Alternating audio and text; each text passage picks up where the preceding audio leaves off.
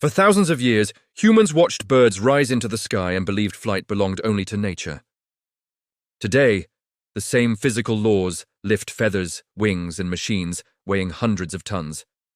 Welcome to Mattermosaic, piecing together the universe, one discovery at a time. Today, we are exploring the physics of flight and how birds and planes stay aloft using the same fundamental forces. The story of flight begins long before airplanes or engines. In the 4th century BCE, in ancient Greece, Aristotle carefully observed birds and air, but lacked the experimental tools to explain how lift worked. He described air as something that resisted motion, not something that could support it. For centuries, flight remained a mystery explained through philosophy rather than physics. Real progress began during the Renaissance. In the late 15th century, in Italy, Leonardo da Vinci filled notebooks with anatomical studies of birds. Working in Florence and Milan between 1485 and 1515, he sketched wings, feathers, and air currents. Leonardo correctly identified that wings push air downward, but he could not measure forces or airflow precisely. His ideas remained observational, not mathematical. The scientific foundation of flight began forming in the 17th century with the birth of fluid dynamics. In 1738, in the Netherlands, Swiss mathematician Daniel Bernoulli published Hydrodynamica. Bernoulli showed that faster-moving fluids exert lower pressure than slower-moving fluids. This relationship became known as Bernoulli's principle and remains one part of how lift is explained today. At the same time, English scientist Isaac Newton was redefining motion itself. In 1687, Newton published Principia in London, describing the laws of motion. Newton's third law, stating that forces occur in equal and opposite pairs, is central to understanding flight. When a wing pushes air downward, the air pushes the wing upward with equal force. These two ideas, pressure differences and action-reaction forces, would later be unified into a complete picture of lift. In the 18th and 19th centuries, scientists began studying air as a moving fluid. In France, George Cayley emerged as one of the most important figures in flight history. Working in Yorkshire, England, in the early 1800s, Cayley identified the four forces of flight: lift, weight, thrust, and drag. He designed gliders with fixed wings, separate propulsion systems, and control surfaces. Cayley demonstrated that lift could be generated independently of flapping. His work marked a turning point. Flight was no longer about imitation of birds alone. It became an engineering problem governed by physics. By the late 19th century, experimental aerodynamics advanced rapidly. In Germany, Otto Lilienthal conducted over 2,000 glider flights between 1891 and 1896.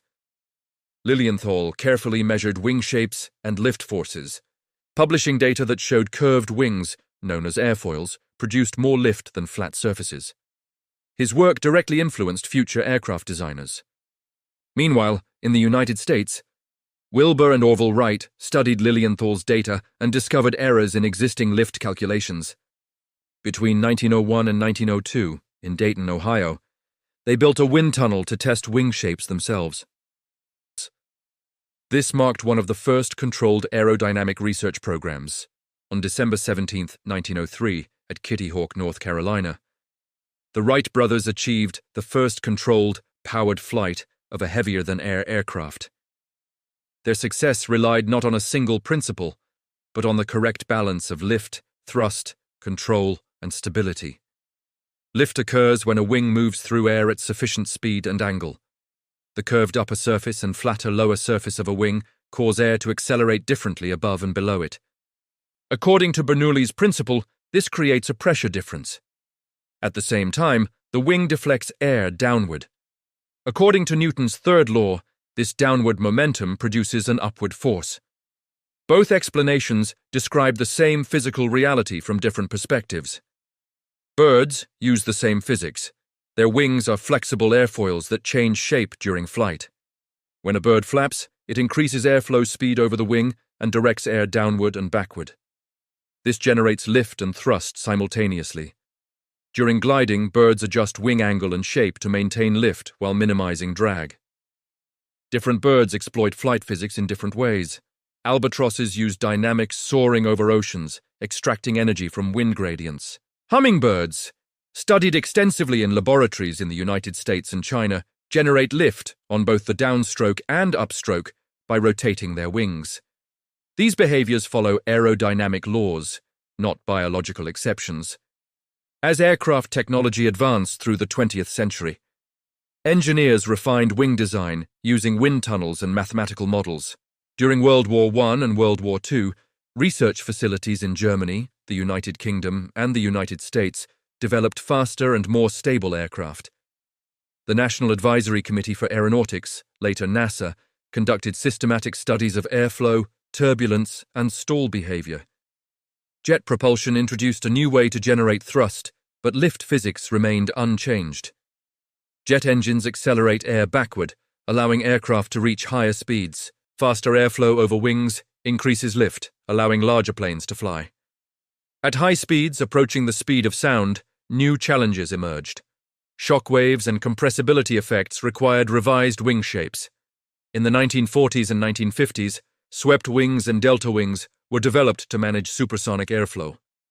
These designs were tested in wind tunnels in the United States and the Soviet Union.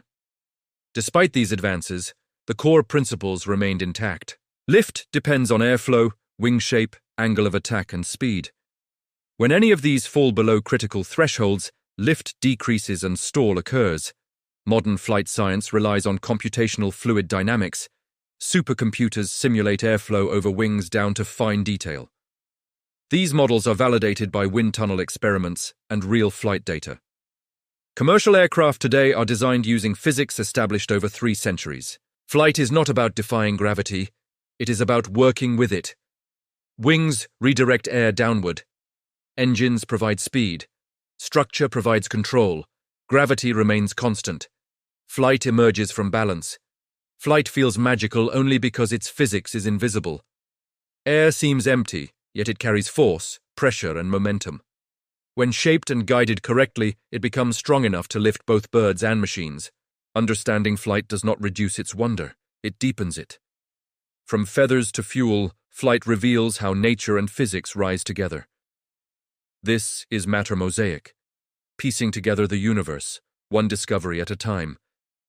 If this exploration reshaped how you see the sky above you, carry the question forward and share it with a curious mind. Mattermosaic continues uncovering the forces that quietly shape our world.